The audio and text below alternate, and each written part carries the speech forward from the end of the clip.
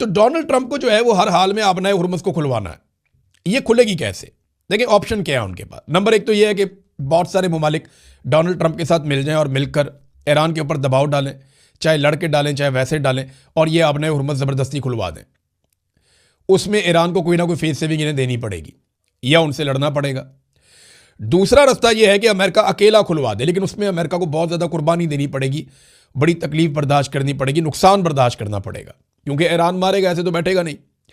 तीसरा, पहले जंगबंदी हो जाए, उसके बाद फ्री कैन बैठ जाएं और बैठ कर ये कहें कि जनाब ईरान के हम ये मामलात मान लेते हैं, ईरान हमारे ये मामलात मान ले, और ये आबनाए हुर्मुज़ को खोल दिया जाए। इसमें रशिया और चीन, पाकिस्तान इवन और तुर्की बड़ा इंपॉर्टेंट रोल प्ले कर सकते हैं। एक तरीका ये भी है।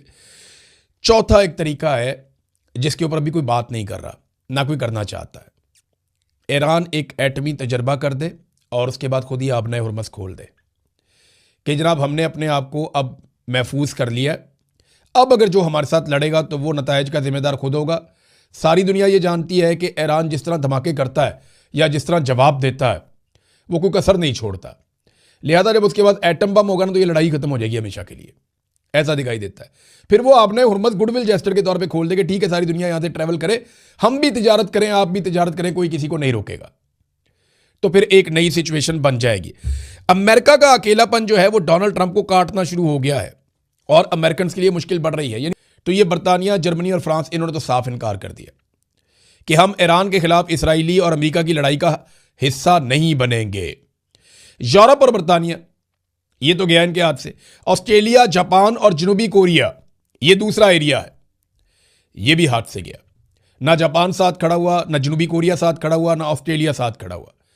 हत्ता कि अमेरिका का जो बिल्कुल हमसाया है कनाडा, जो हमेशा से गैर मशरूत तौर पे अमेरिका के साथ रहा, वो भी साथ खड़ा नहीं हुआ।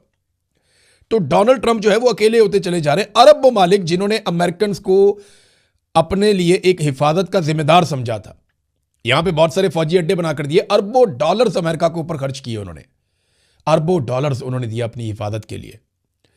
वो जो अरब ममालिक हैं वो भी अब देख रहे हैं कि हमारी हिफाजत नहीं हो पाई। उन्होंने अमेरिकन को यहां से दौड़ते हुए देखा, वो अपने बहरी बेड़े उठा के किधर पीछे ले गए पानियों में कि ईरान उन्हें तबाही ना कर दे। फिर एक अमेरिकी बहरी बेड़ा जो यूएसएस जेरल्ड है, वो वहां पे उसमें आग लगी हुई है और वो आग बुझ नहीं रही, काफ़ी देर हो गई है, समंदर के अंदर है वो, उसके अंदर आग लगी हुई है, वहाँ काफ़ी नुकसान हो गया है। फौजियों के सोने के बिस्तर शिस्तर भी जल गए, वो बहुत बुरे हालात हैं बेचारों के।